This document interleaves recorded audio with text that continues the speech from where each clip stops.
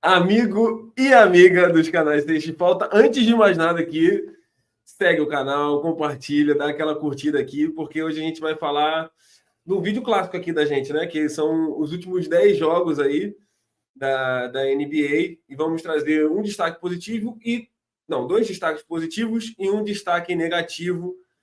Antes de mais nada, agradecer aí que Raul e Arthur tiveram bem presentes nos últimos vídeos aí. Eu estava viajando, resolvendo um monte de coisa aí, principalmente questão de férias.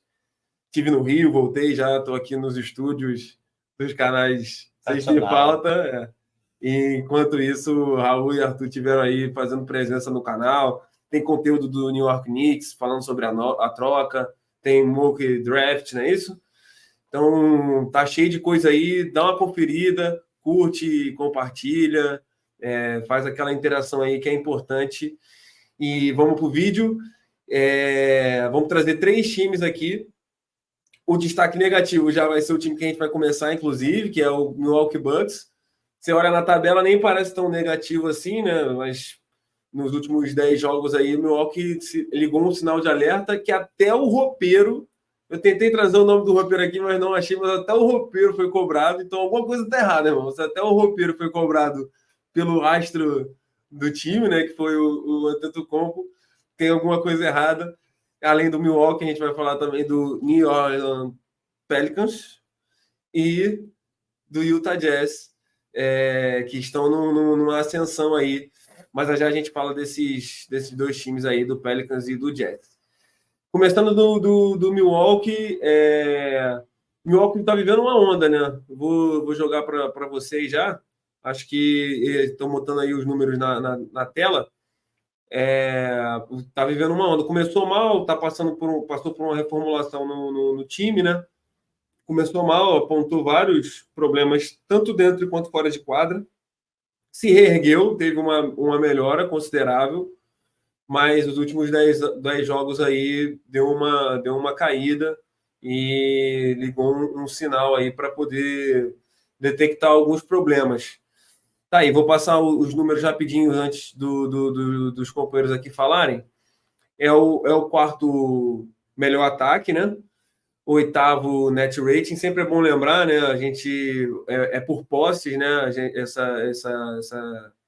Esses números aí, essas estatísticas por 100 posses, porque dá um recorte melhor da situação do time. É o net rating o 8º net rating, o terceiro em bolas de 3, Damian Lillard, né? Um dos que contribui para isso. E o terceiro no field goal, bolas tentadas. Mas, de fato, tá num problema aí nesses últimos 10 jogos, né? Quem está disposto aí a começar para falar do Bucks? Silêncio diz tudo, né? Diz que a situação não tá fácil para o Milwaukee Bucks, não é isso? Eu acho que a partir do momento que a estrela tá cobrando o roupeiro, tem alguma coisa muito errada com o time. Você não se cobra o roupeiro, pô. Sua roupa tá lá, pô. Você que não tá fazendo. Você que não tá fazendo o seu trabalho. Mas eu acho que muito do problema do Bucks parte dessa armação um pouco problemática aí, principalmente na questão de defesa, né? O Malik Beasley e o Damian Lillard é uma dupla que não defende, basicamente, né? Eles atacam muito bem, como dá para ver nos números aí.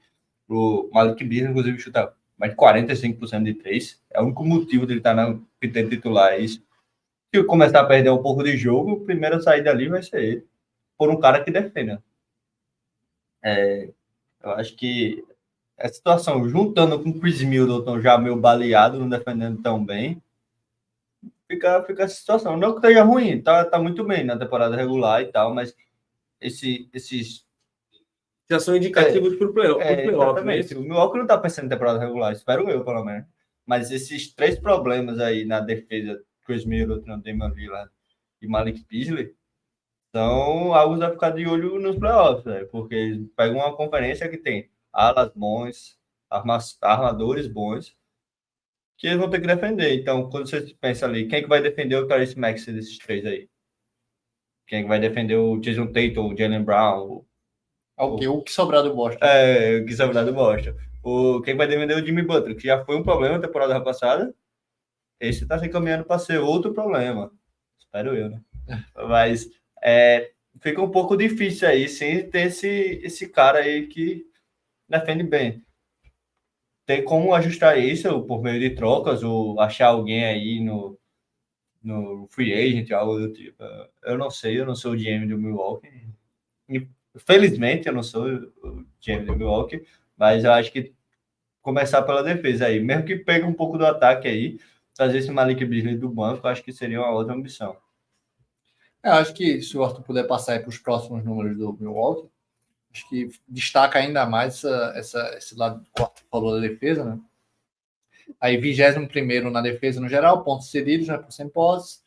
30º em lance livres, a porcentagem do lance livre do oponente, ou seja, quem bate lance livre do outro time, velho, são os bons batedores, que indica que eles estão já hunting, né? Aquela tática que é usada nos playoffs, que é o cara ficar chamando corta-luz até o bom jogador do ataque do Knicks ficar contra um defensor ruim do Knicks, ó. Eu tô lembrando da partida do Knicks.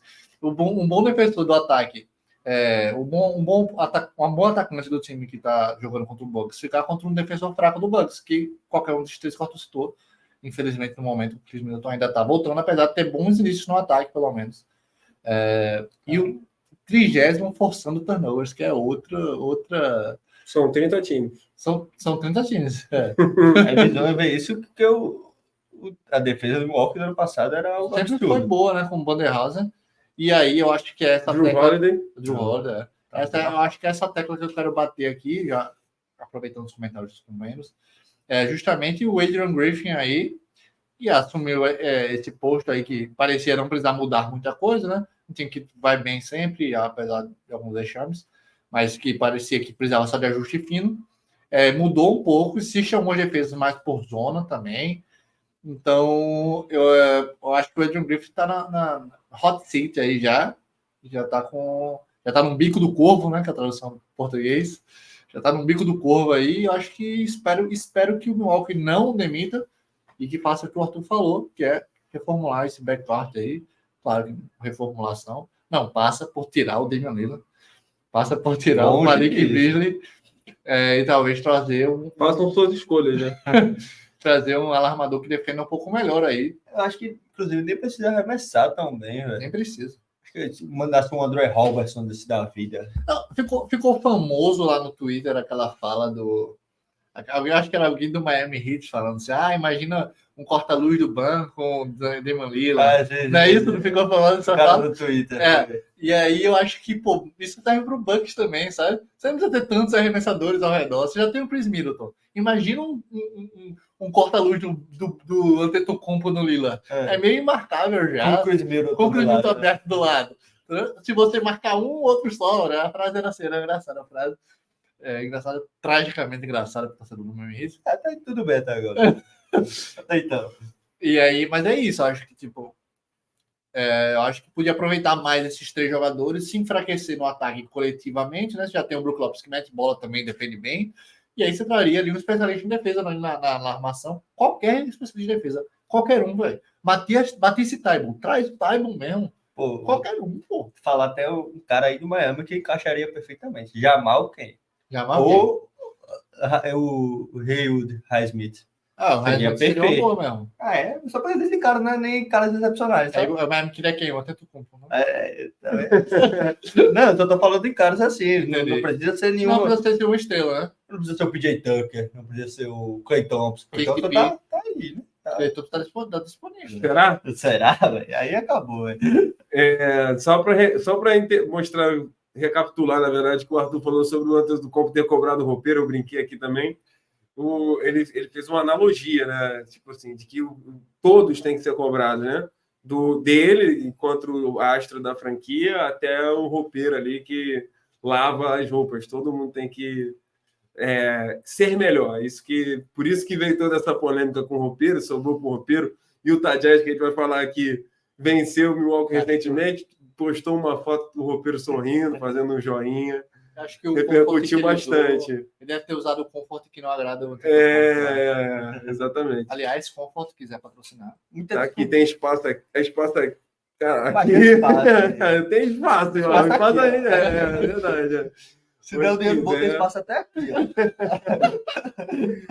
Espaço a gente arruma, mas fato é que o Milwaukee claramente precisa se ajustar por conta, principalmente, do que o Arthur falou. É um time que já foi campeão da NBA, então ele sabe que temporada regular tem sua importância, mas no fim das contas o que vale é playoff.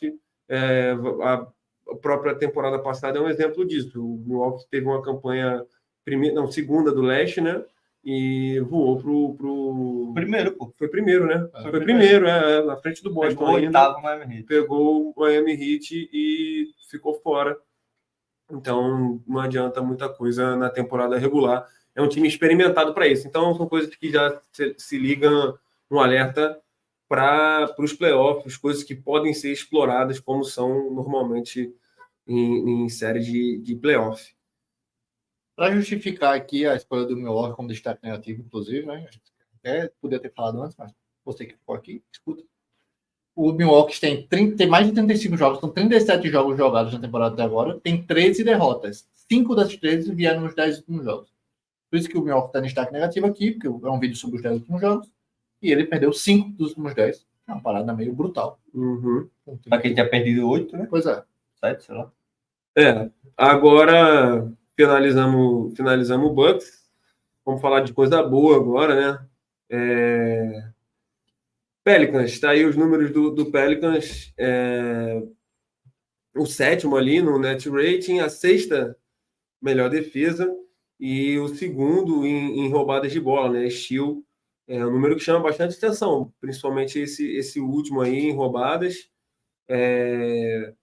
O New Orleans Pelicans estava bem no início da temporada ali, teve até um protagonismo na Copa, né? Fez as semifinais contra o Lakers. Acabou sendo um atropelo do Lakers ali. Tem até a teoria aí dos jogos televisionados, o Arthur acabou de falar disso, mas fato é que estava numa oscilação grande. O CJ McCollum estava machucado um período, se eu não me engano, passou um tempo lesionado, voltou, e parece que engrenou agora de fato, porque é um time que tem potencial. Se você visse no início da temporada, né, pelo elenco que tinha, pelas peças que tem, não é um time que você, se tivesse, por exemplo, como está o Minnesota, como está o Oklahoma lá hoje, seria uma surpresa, mas talvez seria menos surpresa do que esses dois times que hoje estão lá, entendeu? Pelo elenco que tem. Ano passado teve um recorte em que foi até líder do Oeste, então é um time que se esperava mais e agora já vem dando esses sinais, né?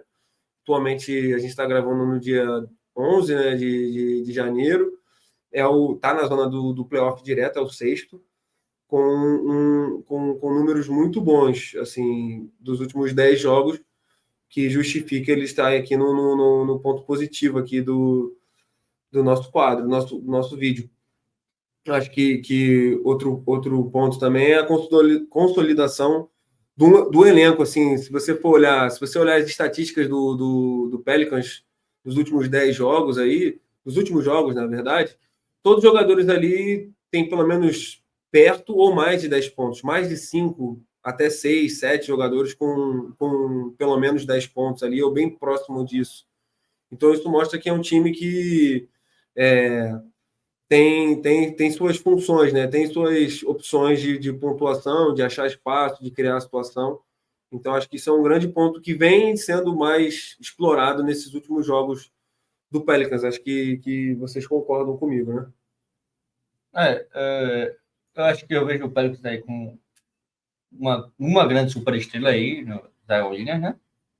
Vem caminhando para tal, né? Conseguir se manter em quadra.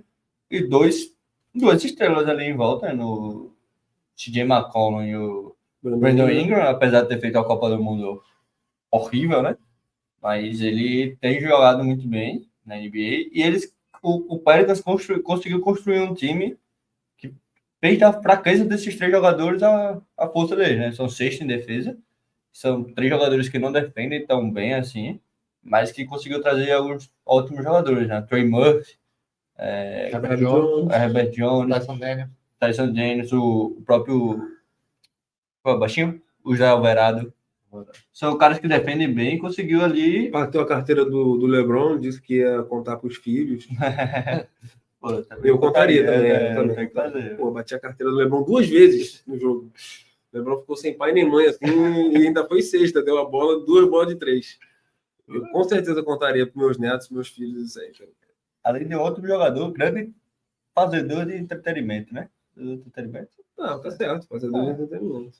Gerador de entretenimento. Gerador, melhor. E Jonathan Valanciunas, né? Que segura aí o meio também, muito bom. Eu gosto desse time do Pelicans aí, mas... Vamos para os outros números aí também. Deixa eu botar aqui, por favor. Que aí ele... Tá, e os outros números. E... Tem mais alguma coisa que eu gostaria de falar. Porém, esqueci. Então pode ir. Tudo bem. Não, falando um pouquinho mais, eu acho que eu contaria mais para os meus filhos assim, se eu tivesse efetivamente roubado a carteira do LeBron. É verdade. Eu acho que talvez seria até os meus filhos receberiam essa notícia até com uma felicidade. Mas tudo bem, vale no basquete também. Aqui, sem apologia a crime algum. De forma alguma, só uma coisa amigável, né? Depois você lembra. Não vai fazer falta para ele também. Não vai fazer falta. Não vai fazer falta. Não vai ter a carteira do Louis Vuitton dele que vai fazer falta. O LeBron James é um grande mão de vaca, na verdade. Nem... É da lenda, é verdade. Então não deve ter um bocado guardado. É verdade. Não vai ser, a carteira do Louis Vuitton pode estar vazia, inclusive. O que eu saiba, ele não tem nem Spotify Premium. Ó. Nem o Twitter não tem o certificado verificado. Sim. Aí o Elon Musk parece que tá pagando por ele. Entendi. Ele não tem o Spotify Premium porque ele é patrocinado. Isso do Twitter é verdade. Um negócio assim. Ele não precisa também. Mas aí, para complementar os números aqui, o Pelicans é o segundo defendendo a linha de 3 dos adversários, né? E é o quinto em field goals feitos, né? Porcentagem de field goals. E o terceiro em field goal de 3 pontos. Porcentagem de 3 pontos. Isso, né? Porcentagem de 3. Então, dá para ver aí que é um time que defende bem os 3 e ataca bem os 3, que só pode ser lucro para os caras. E o quinto no field goal dá um pouco do tom de como o time joga, né? O Zion Williamson é um cara que com certeza leva essa média alta, é um cara que tem uma média alta de field goal, principalmente porque é só bola lá dentro, lá embaixo. Mas como tu falou, o Zion Williamson não é um cara que defenda mal, mas ele tem muitas dificuldades no perímetro. Então, esses caras que o Arthur disse ajudam muito na cobertura. E aí o Zion pode brincar um pouquinho ali de fazer a cobertura, né? E aí, realmente, ele faz muito bem. Então, um cara que tem um tempo de bola... Se a cobertura do lado contrário dele é vôlei, né? É vôlei. Então, eu acho que o Pelicans está num caminho certo para maximizar aí os melhores talentos dele. Agora, para ser competitivo nos playoffs, precisa do McCollum mais alto nível dele, que ele vem apresentando, e precisa de um pouco mais do banco de reservas aí. O Trey Murphy ser um pouquinho mais constante, talvez o Jordan Hawkins, que é um metedor de bola que veio de Yukon, calouro que a gente falou aqui sobre ele. É um bom calouro. Então acho que tem tudo para dar certo, tem tudo para dar trabalho nesse playoffs assim. Eu acho que eu não gostaria de enfrentar o Pelicans no primeiro round. Eu acho que é um dos adversários mais chatos que vão ter, apesar de não ter jogadores tão cascudos, né? Eu acho que esse é o ponto, essa casca aí que ainda precisa se desenvolver. Se desenvolver de uma maneira que eles estejam mais favoráveis dentro dos playoffs, melhor ainda, né? Hoje, como eu falei, está em sexto ali, né? Entrando na zona de playoff direto, já garante ali pelo menos 4 jogos, né? Para dar essa experiência para o Zion Williamson, para CJ McCollum não. CJ McCollum é um pouco mais experimentado pela experiência do Marvin, Brandon Ingram e todos esses jogadores que a gente está falando aqui tem potencial, mas a gente sabe que depois de uma experiência de playoff, a cabeça do jogador muda e quem sabe, né? Tá no playoff, tá para rolo, né? Como o exemplo mais recente aí, vamos dizer, 2019, foi o Toronto, né? Tava lá, as coisas foram acontecendo, machucou lá, machucou aqui, bola espírita do Kawhi, campeão. Parecido com o Phoenix também, né? Phoenix, campeão final, é verdade, justamente. Então, se colocando nessa situação, a coisa pode fluir, mas é importante estar nesses momentos. Acho que isso que o Pelicans vem tentando buscar nessa temporada. Outra que acho que é a mais surpresa de todas, que eu falei lá no início, né? puxando já para o próximo time, que é o Utah Jazz. Se a gente for olhar, a gente estava até aqui pesquisando, né? No contexto geral do Utah, ainda são números bem negativos. Mas se a gente fizer realmente o recorte dos últimos 10 jogos, o time deu uma crescida grande, está bem aí explícito nesses primeiros números, né? De novembro, que foi quando começou a Liga, não, a Liga começou em outubro. Mas de novembro, quando a Liga já estava ali começando a engatar, né? Até janeiro, o Utah teve mais 10 pontos, cresceu a média em mais 10 pontos, e mais 4 rebotes. Ou seja, se o time estava fazendo, um exemplo aqui, só 20 pontos, agora está fazendo 30, estava pegando 16 rebotes, agora está pegando 20. Pode parecer pouco, principalmente pela referência, assim, mas acreditem, assim, isso aí tem feito diferença nos jogos de Utah, de estar mais competitivo, de estar conseguindo vitórias importantes. Se a gente for ver esse recorte aí dos últimos 10 jogos, venceu equipes como Sacramento, como Milwaukee, como Denver, recentemente. São equipes... Não são os últimos 10 jogos contra Detroit, contra Portland, contra San Antonio, né? Então, mostra que é um time que ano passado já tinha também... A expectativa era até oposta, né? Que o time tivesse um pouco pior e acabou dando um salto. O Lauri Markkanen foi até o jogador que mais evoluiu, né? Recebeu o prêmio.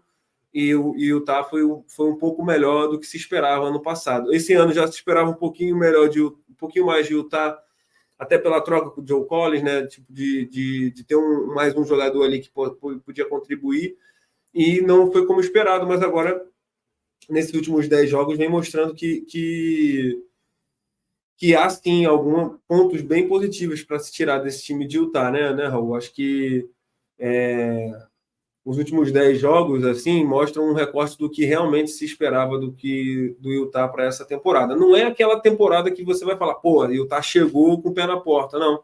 Mas já pode ser um time que incomode, né? Tu vai lá fazer uma aposta, tu não vai ter tanta certeza se eu vou apostar contra o Utah, entendeu? Acho que essa seria a realidade do Utah Jazz para essa season, né? Não, eu acho que vale destacar que nos últimos 10 jogos, o Utah tem o mesmo recorte do Boston e do Indiana Pacers, que são os 3 melhores. 8 vitórias e 2 derrotas nos últimos 10 jogos.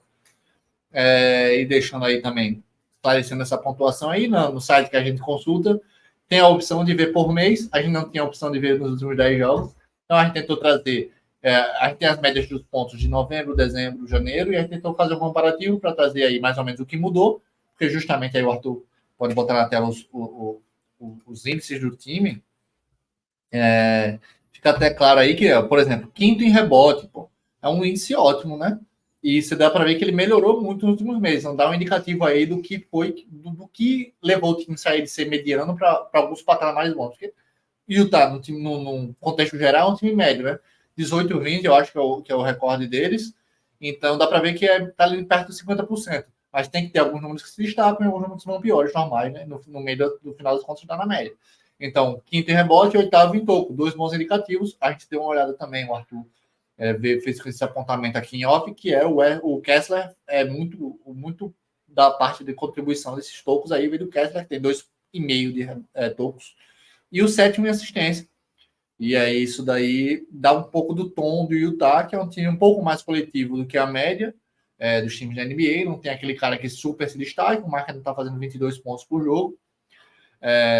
Mas mesmo assim você vê vários jogadores. O Colin Sexton está com 23 minutos e 16 pontos, o Jordan Clarkson está com 17 pontos, o Keontae George faz 10 pontos, 4,5 assistências, o Kelly Olynyk com quase 10 pontos.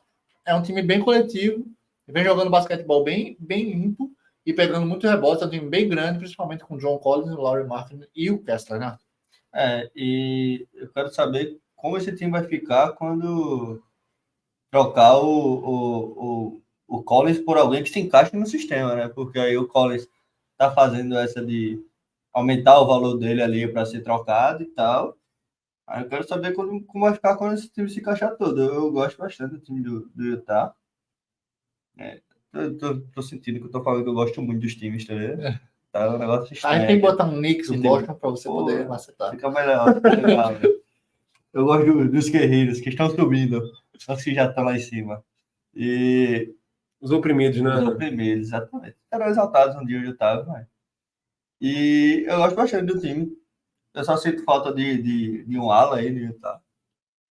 Que tá uma posição meio vaga que acho que machuca bastante, assim. Principalmente pelo fato do Um 3 que você diz? um 3, isso. Porque o Mike Conley é um ótimo armador, né? Pelo menos Mike Conley, você tá viajando É, já. Mike Mike Conley Conley. não. Você tá falando do Colin Sexton ou do Keontae George. Então. Ele foi trocado, o Mike Conley. Mike Conley foi trocado, né? Na temporada Mike passada, Conley, Minnesota. Mas ele é um ótimo armador. Realmente, Mas, Não tá errado, não disse nenhuma mentira. Então, o pensamento foi todo buraco abaixo. Mas eu ainda assim gosto bastante do Utah. Gostaria de vê-lo como um ótimo armador, novamente. E provavelmente vai cair já, eu acredito nisso. Eu acho que não vai conseguir manter. Você acha que o Utah É. cai? Eu acho que. Porque o Utah tá disputando ali com o Houston e Lakers também, né? Se os caras fossem muito menor. Mas se fosse o Utah, acho que eu não vejo o Utah com talento suficiente para ter esse playoff, sabe? Eu acho que eu apostaria mais em um draft aí. E ver o que eu consigo arranjar desse draft. É um draft que tem bastante aulas, inclusive, né? É. Como foi apontado no vídeo. No vídeo passado, No dá vídeo uma olhada passado. aí também. A gente vai deixar aqui no final. E por último, tem esses números de Utah, Próximo número. que é 7 lance livre permitido, né? Por oponente. Sexto em rebotes por oponente. E terceiro em net rebotes. O cara só bom no rebote, parece. Eu tenho uma forte impressão de que eles são bons no rebote, velho.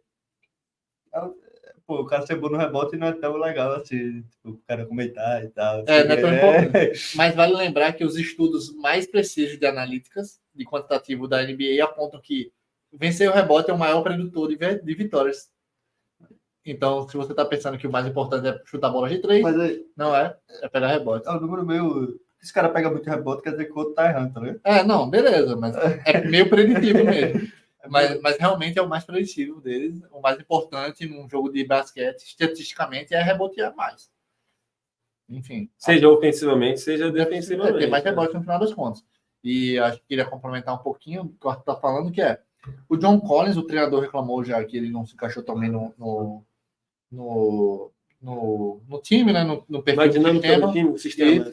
E eu acho que o Kessler se encaixa muito bem. Então, o que eles estão fazendo é justamente isso que o Arthur está falando. Eles estão botando o John Collins titular só para o Collins farmar ali uns pontinhos e crescer um pouquinho do valor dele de mercado para poder trocar por algum ala, possivelmente, ou um armador. Mas acho que o Collins Sexton é um outro bom candidato a trocas.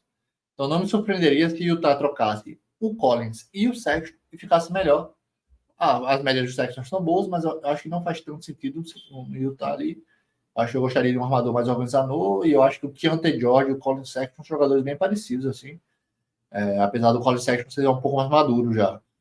Mas certamente eu traria um ala melhor, assim. Não consigo pensar em nenhum nome agora, mas talvez o que o Andrew Wiggins fazia nos melhores momentos, assim, de Golden State, algo desse tipo, assim, um cara que defende bem e faz a bola mover, continua movendo a bola.